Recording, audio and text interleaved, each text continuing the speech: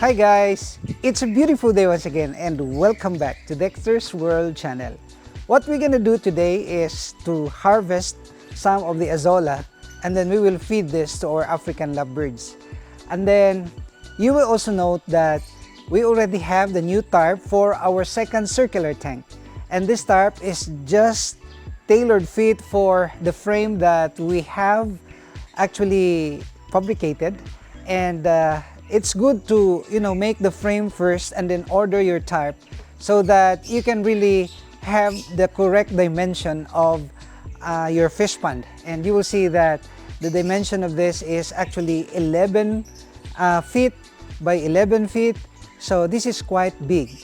And we will start now the harvest because I would like to make mention that per experience or per research, I discovered that this Azolla can also be given to our African lovebirds. And these African lovebirds are very prolific when they gonna eat Azolla. One of you said, Dexter, can we also feed that Azolla to the pigs? My answer is a big yes. You can also feed the Azolla to your pigs, your swine. So we will now get half of this, and this is actually a very heavy harvest today because I would like to get some 5 kilos, of course. Oh.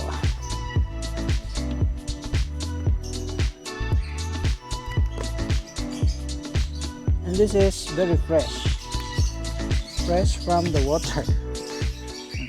To those of you who are actually new to this channel, let me tell you that in the past, this is our food for our ducks, and we were actually able to produce many eggs because of this Azolla.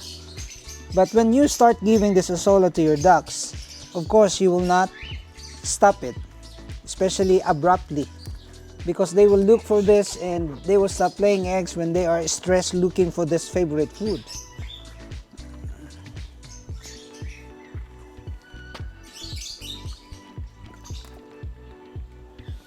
And in this tank alone, we can safely say that we can get today, for this morning, we can get some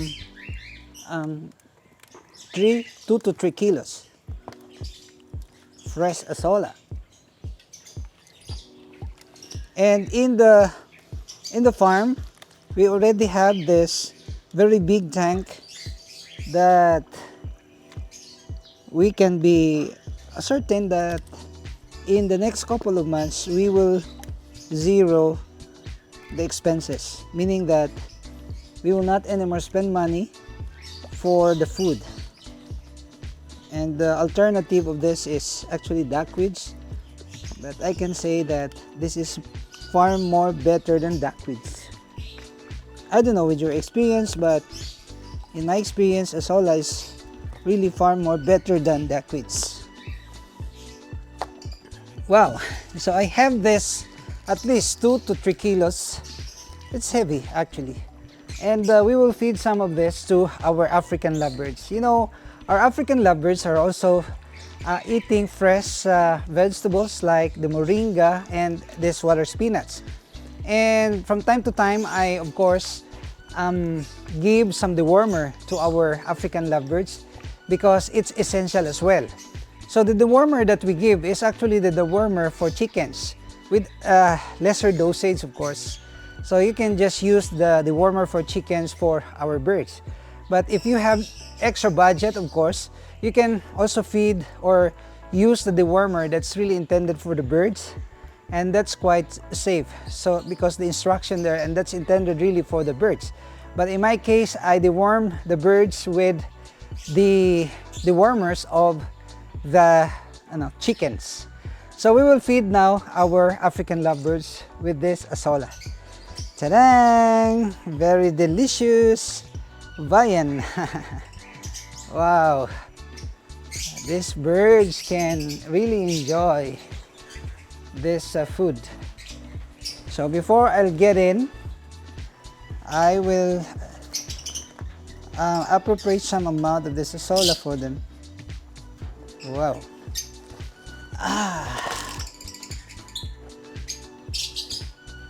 Ah, very fresh. Wow. And I always say miraculous Azolla can really make the difference. See? Wow. So we will get inside and we will check the nest. If how many chicks or eggs we can see here inside. Last time I sold around 15 heads, the young ones of course. And this time I don't know if we can sell maybe 10 or 20, I don't know. We will get inside.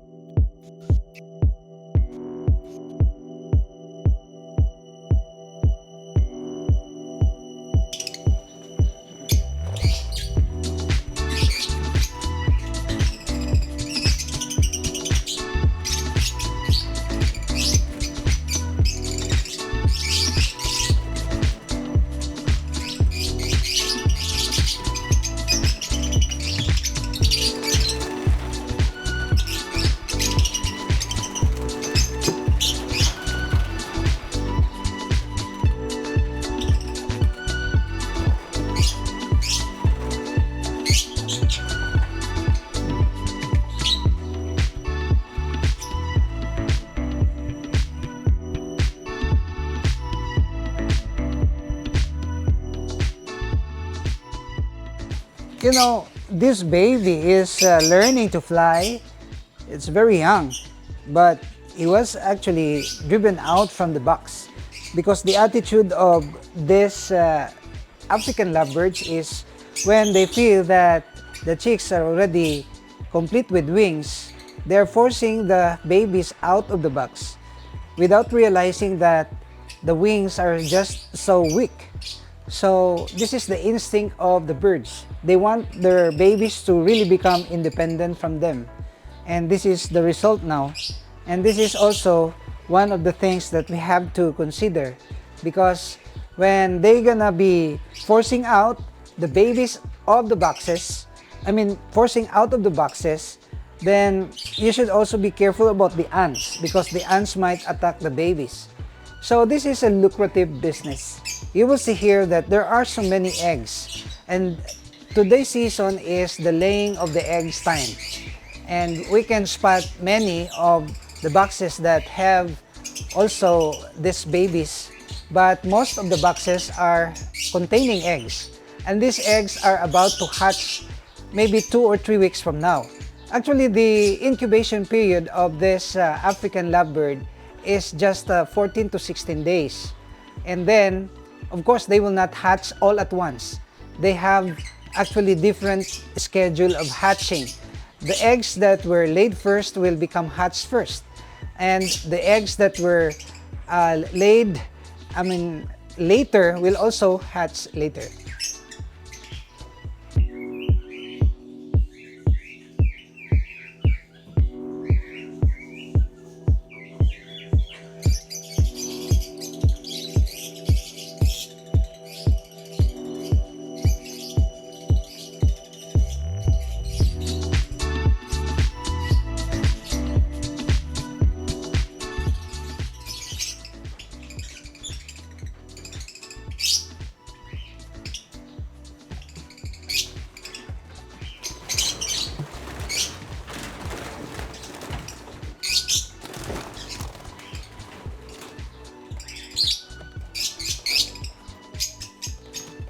There's one very important note that I have to stress.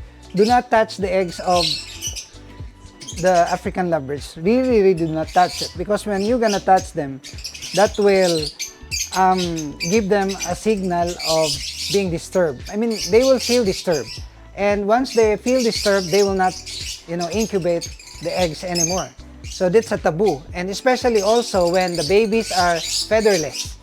Meaning that on the early stage of the birds, 2 weeks below, you don't have to get that or touch that, because that will actually stress them. When they can smell another smell, they're not used to, you holding the eggs and the babies. That's why they will smell that differently. But if you're used to it, of course, it's okay. But if you don't used to doing that, don't do it anymore, because that will actually spoil the whole breeding process.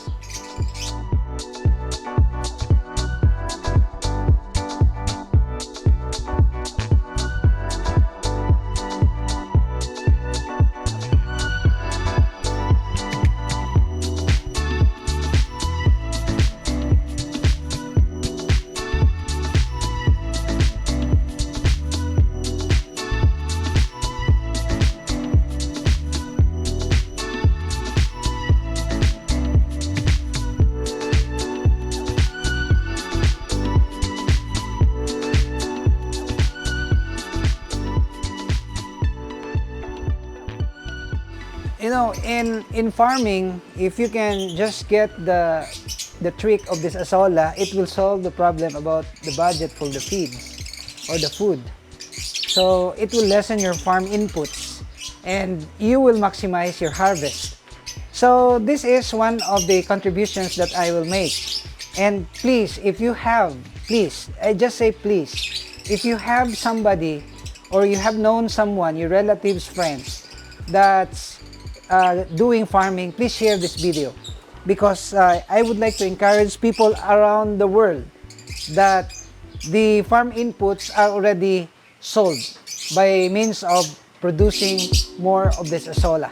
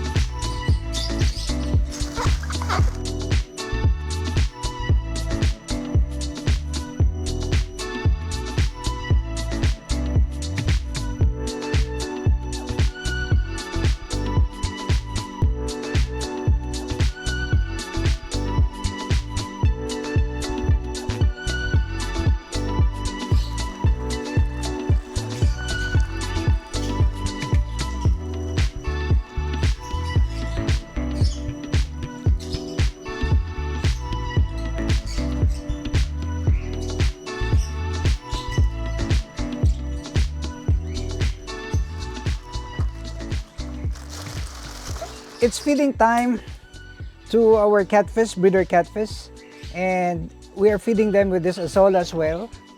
The birds can eat Azolla, catfish can eat Azolla, the chickens can eat Azolla, the ducks can eat Azolla, the geese can eat Azolla, even the pigs can eat Azolla, but we don't have swine here.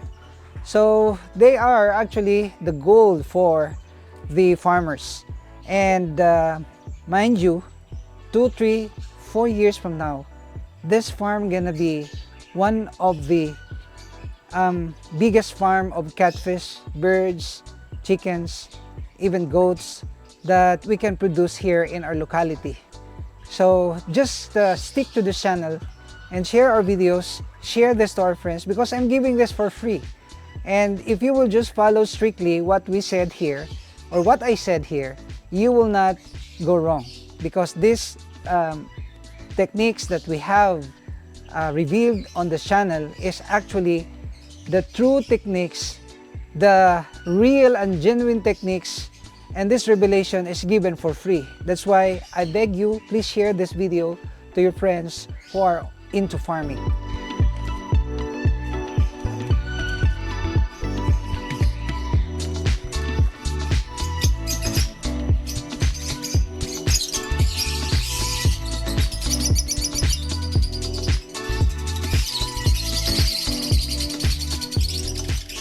Whoa! Thank you guys for watching, and I hope that you will be always there. Continue to like and share our videos. Shout out to the members of this channel. Thanks a lot. We have 19 members of this channel, and I would like to reveal the names in our next vlog. And I would like to thank you, the active. Actually, we have more than 1 million subscribers, but not all of them are active. That's why I am asking those who are active ones to please share this video to help us grow this farm in order to also help other people about farm techniques. Very practical and convenient and even economical. And thanks guys for watching this video. I would like to see you in the next upload on here at Dexter's World.